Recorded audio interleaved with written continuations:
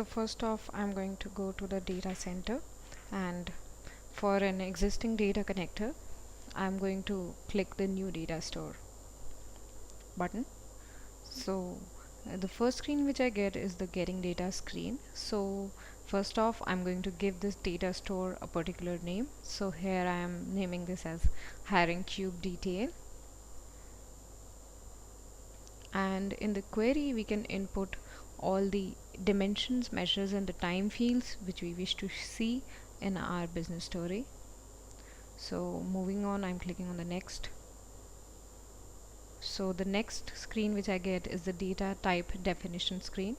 So here all the fields selected are automatically segregated as dimensions, measures and time fields, and I can manually drag and drop one kind of field to another type of field based on whatever usability we wish to show in the business story. The dimensions are the ones on the basis of which we categorize the data, and the measures are the numerical values that quantify that particular data set.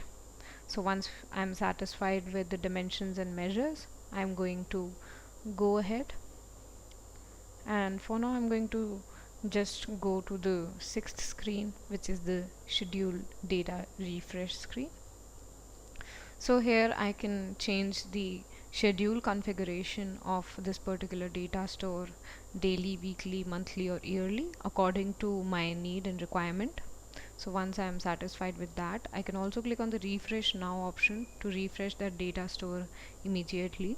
And here I'm going to input an email address on which I can receive an email notification for the status of the data refresh for that particular data store.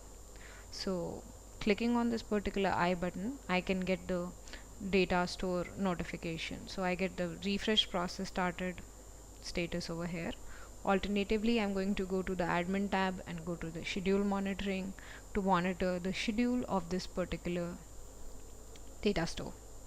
So here I am going to check my email, and here it is. I can see that the success status has been shown for this particular data store.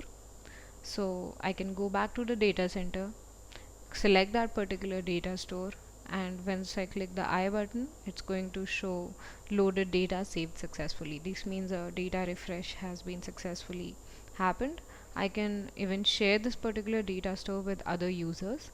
So suppose here I'm sharing this data store with this particular user, so these privileges are all automatically shared with that user.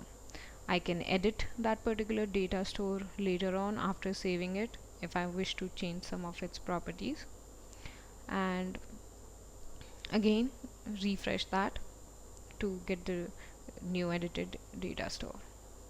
I can delete it also